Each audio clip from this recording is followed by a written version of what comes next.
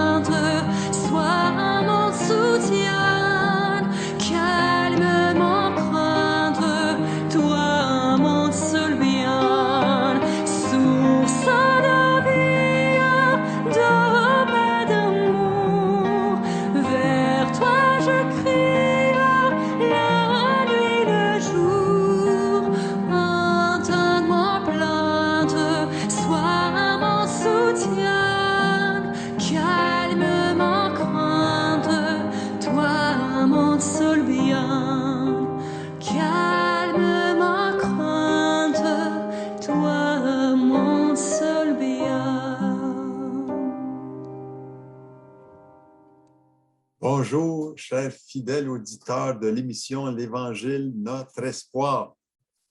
Aujourd'hui, j'aimerais vous dire que j'ai été profondément bouleversé par toute la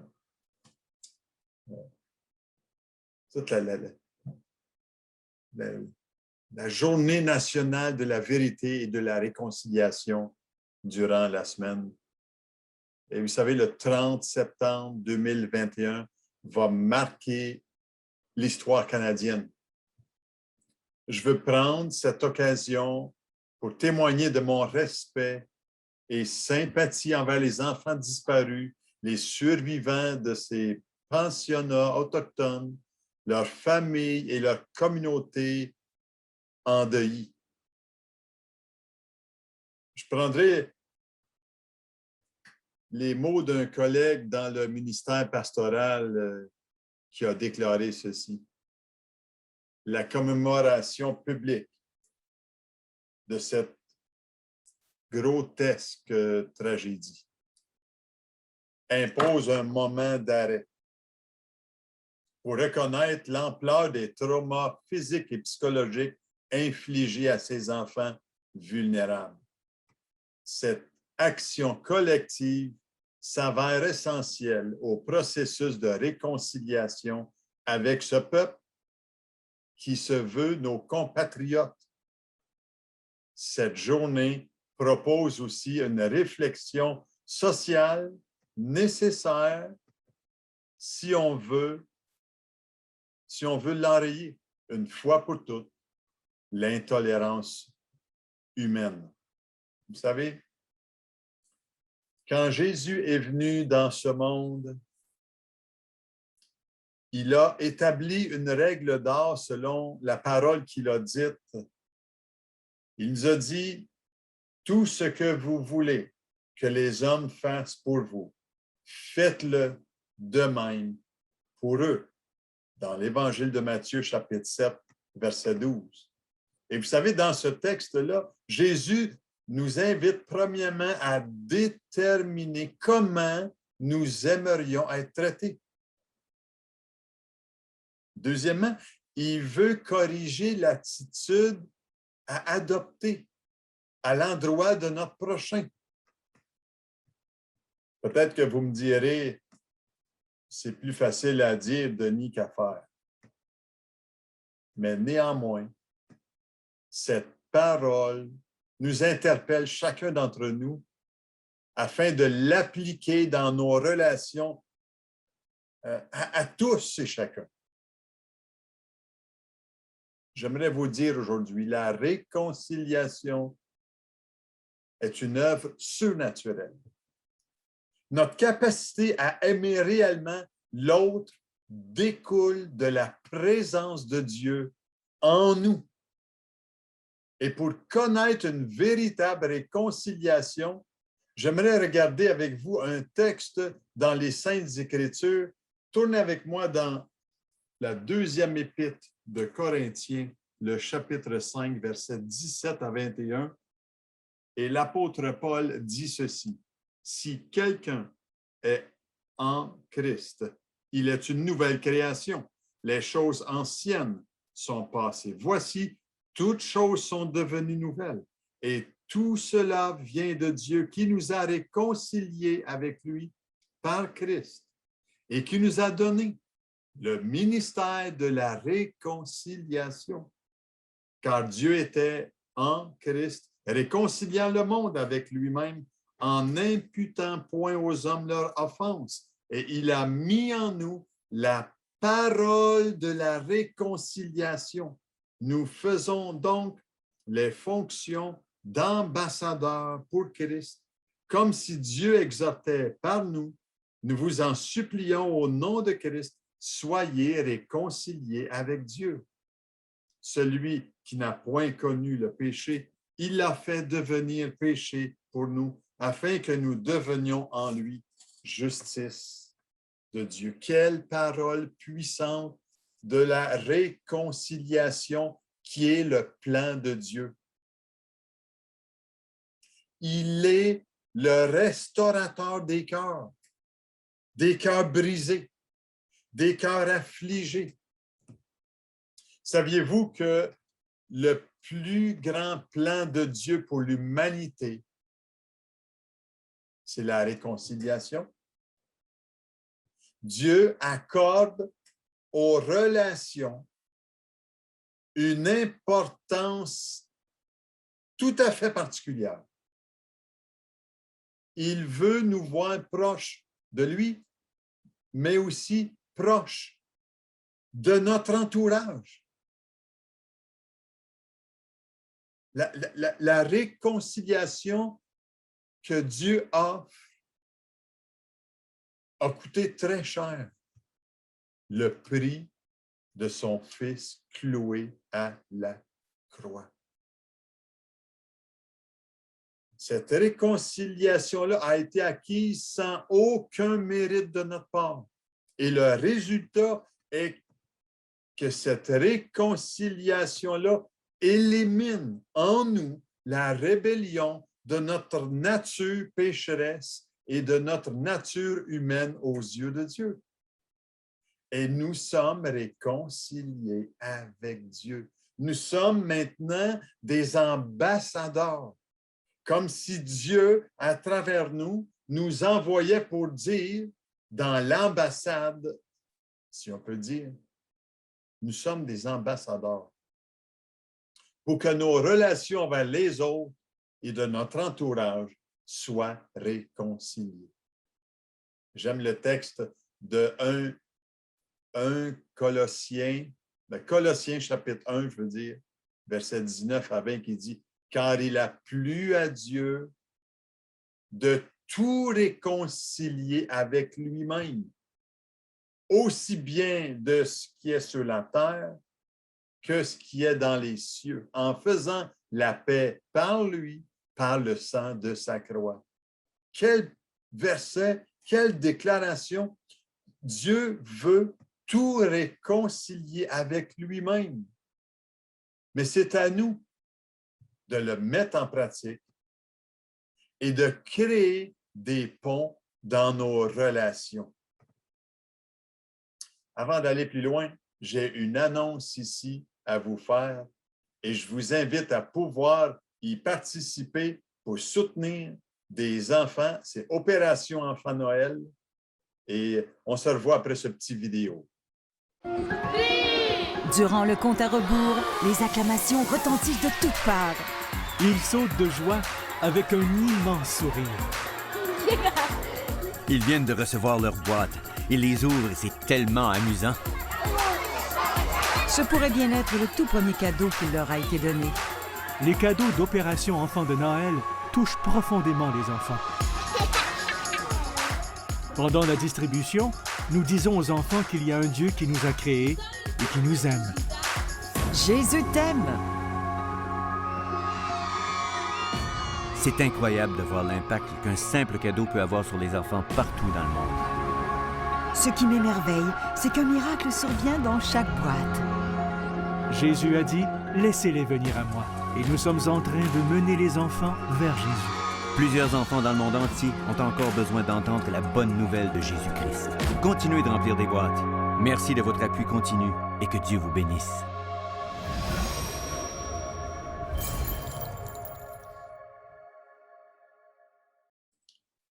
Vous savez, j'aime beaucoup les déclarations faites par les différents paliers de nos gouvernements sur cette commission de la vérité et de la réconciliation la semaine dernière. Il y a des efforts et de l'argent qui est mis dans cette aventure. Il y a un véritable engouement dans ces derniers jours qu'on a entendu pour réconcilier les relations brisées entre la nation canadienne envers les nations autochtones. Et vous savez, l'histoire nous témoigne aujourd'hui par les médias, par la littérature, des actions atroces et des décisions barbares qui ont été faites dans le passé par les autorités gouvernementales et religieuses de l'époque envers ces peuples d'origine de notre pays, le Canada, qu'on dit un beau pays. Et vous savez, les témoignages que j'ai entendus sont bouleversants d'hommes, de femmes et d'enfants maltraités, battus, violés. Ça, c'est le résultat de gens qui ont abusé de leur pouvoir sur nos amis, les Premières Nations. Et quand je vous dis ça, mon cœur est triste, mon cœur est angoissé par ce qui est arrivé dans notre histoire canadienne et québécoise. Et pire, c'est que ça a été caché des décennies par les autorités au pouvoir.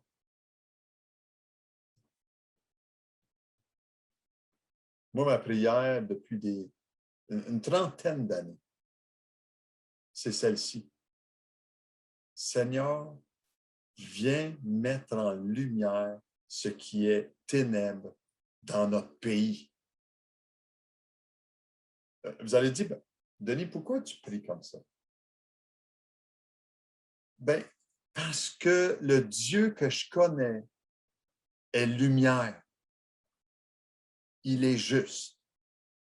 Il est droit dans tout ce qu'il fait. Il aime. Il chérit et restaure les cœurs qui sont brisés. Il est venu, le Seigneur, pour réconcilier les cœurs avec Dieu le Père. C'est sa vie qui en a coûté le prix de sa vie pour nous réconcilier. Et j'aimerais le crier à tous, soyez réconciliés premièrement avec Dieu. C'est lui qui peut et veut réparer les brèches qui se sont faites par les actions barbares et dégradantes. Et ce n'est que Dieu le Père qui peut guérir les cœurs brisés. C'est lui seul qui peut rapprocher les relations brisées d'une histoire défaillante.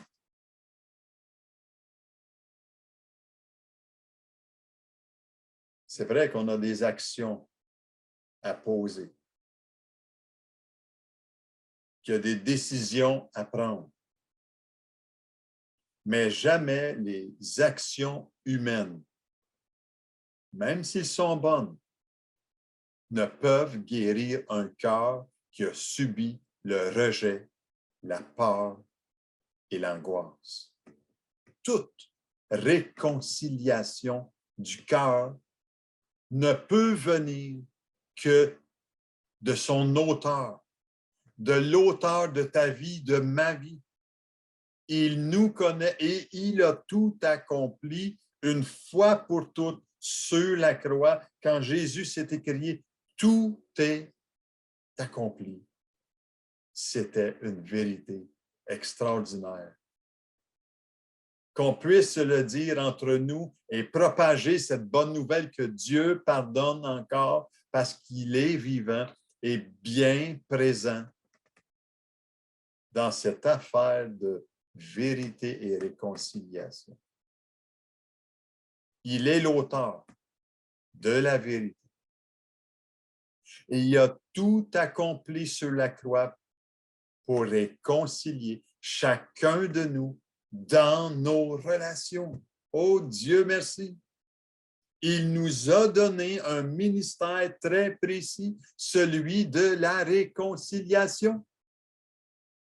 Que ce soit de nature politique ou de gestes favorables pour améliorer les différentes parties, Dieu est celui qui peut et veut réparer, réconcilier et guérir les cœurs brisés. Vous savez, malgré la bonne volonté de donner des milliards de dollars, l'argent ne guérit pas un cœur brisé.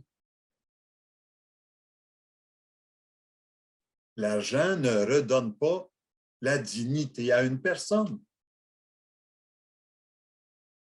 L'argent n'apporte pas la paix du cœur.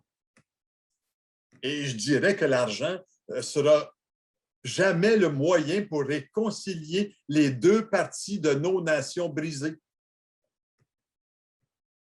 Oui, certainement. J'en entends peut-être qui peuvent dire où est-ce qu'il était Dieu, Denis, quand les abus, les viols, les coups de bâton étaient attribués à des enfants?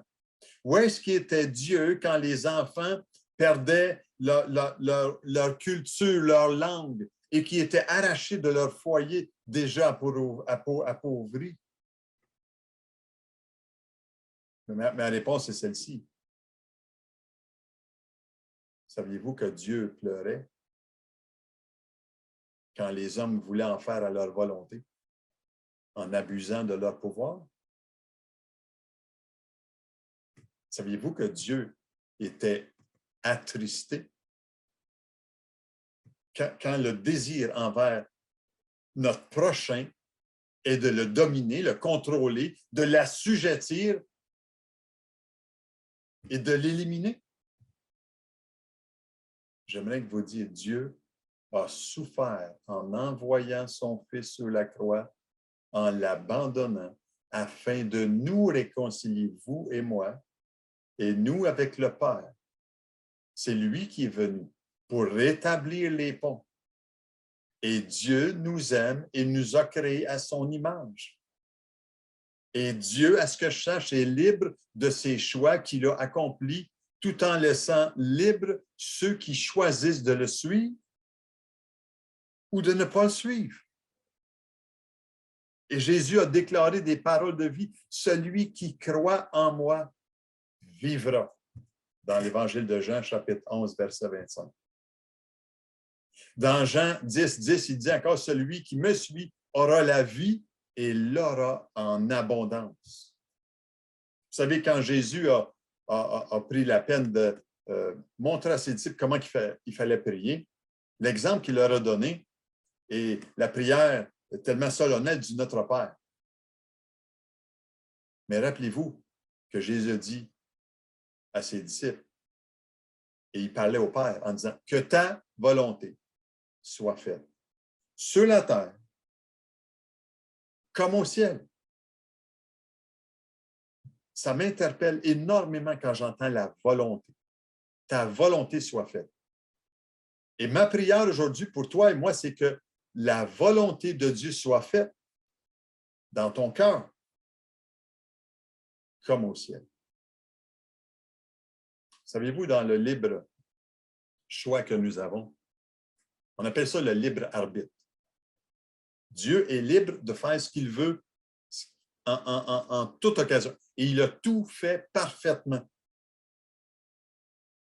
Mais j'aimerais vous dire que notre volonté, on en est libre. Elle nous appartient. Nos pensées, ils nous appartiennent aussi. Nos sentiments, ils sont à nous. Notre intelligence, c'est nous qui la nourrissons. On appelle ça la conscience, le libre arbitre. Et Dieu nous rend libres de nos choix. Qu'ils soient bons ou mauvais, c'est toi qui choisis. Le résultat sont ceux-ci. On récolte ce que l'on sème. Et Dieu rend libre les choix que les présidents, les gouvernements ou rois quelconques. J'ai une question qui tue. Pour ta vie, as-tu fait des choix selon la volonté de Dieu ou la tienne? Et vous savez, tu sais une chose? Tes choix, est-ce qu'ils sont bâtis dans l'amour, la paix, le service pour ton prochain et les autres?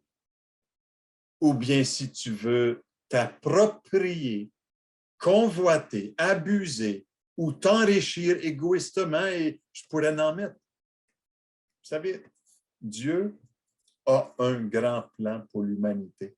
C'est le réconcilier avec lui, premièrement. Et Dieu accorde aux relations une grande importance. Il veut nous voir proches de lui et proches de notre entourage, des gens qui nous entourent. Et Jésus a porté ce message de réconciliation-là avec excellence.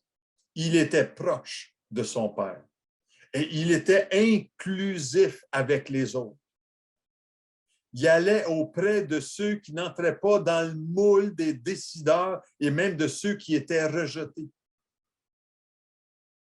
La réconciliation que Jésus a pourvue enlève ce qui fait l'obstacle à notre relation avec lui et à notre relation avec les autres.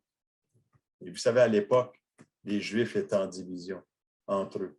Les Grecs, les nations étaient en division. Et vous savez une chose, aujourd'hui, il n'y a rien de nouveau sur le soleil. Les nations encore se divisent, se querellent sont en guerre. Les famines sont le résultat de choix humains qui n'en veulent qu'à leur poche.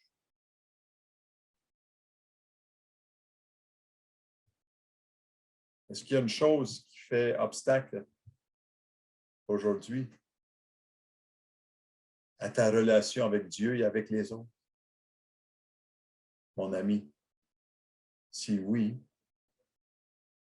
je t'invite à l'apporter au pied de la croix.